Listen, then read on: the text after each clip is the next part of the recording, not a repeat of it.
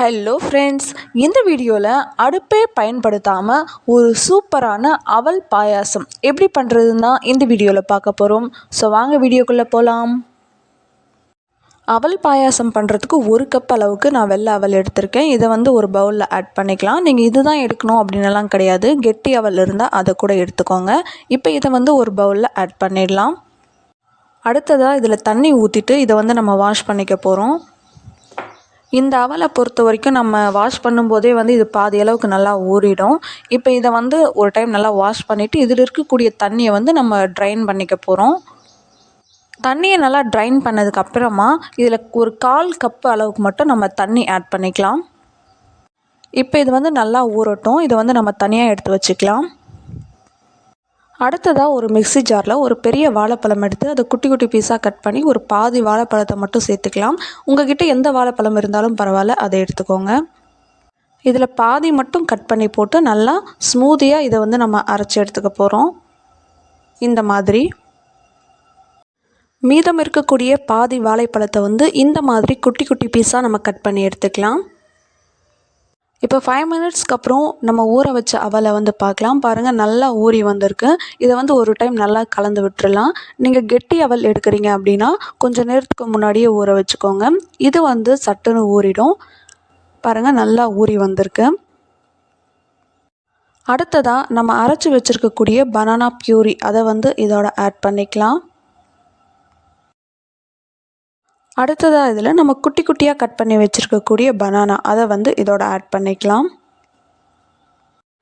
இப்போ இது எல்லாத்தையும் ஒரு முறை நல்லா கலந்து விட்டுக்க போகிறோம். உங்களுக்கு இந்த மாதிரி குட்டி குட்டியாக பனானாஸ் கட் பண்ணி ஆட் பண்ணுறது பிடிக்கல அப்படின்னா நீங்கள் எல்லா பனானாவையுமே ஒன்றா மிக்சியில் போட்டு நல்லா பியூரியாக அரைச்சி இதோட சேர்த்துக்கலாம். இப்போ இதில் 1 கப் அளவுக்கு வெல்லம் ஆட் பண்ணிக்கணும். நீங்கள் இதுக்கு பதில் நாட்டு சர்க்கரை இருந்தால் கூட 1 கப் அளவுக்கு ஆட் பண்ணிக்கோங்க. அதாவது 1 கப் அவலுக்கு நான் 1 கப் அளவுக்கு துருவன வெல்லம் எடுத்திருக்கேன்.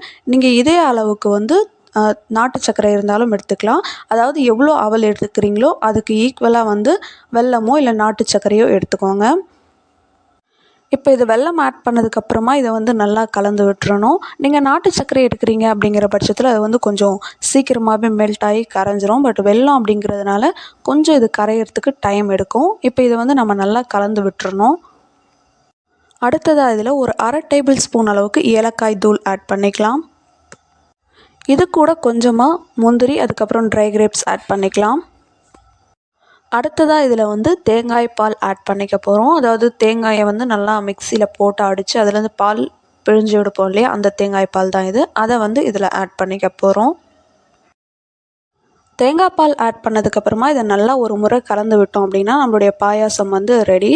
இதில் என்ன அப்படின்னா, உங்களுக்கு வாழைப்பழம் சேர்க்க விருப்பம் இல்லை அப்படின்னா நீங்கள் தாராளமாக ஸ்கிப் பண்ணிக்கலாம்.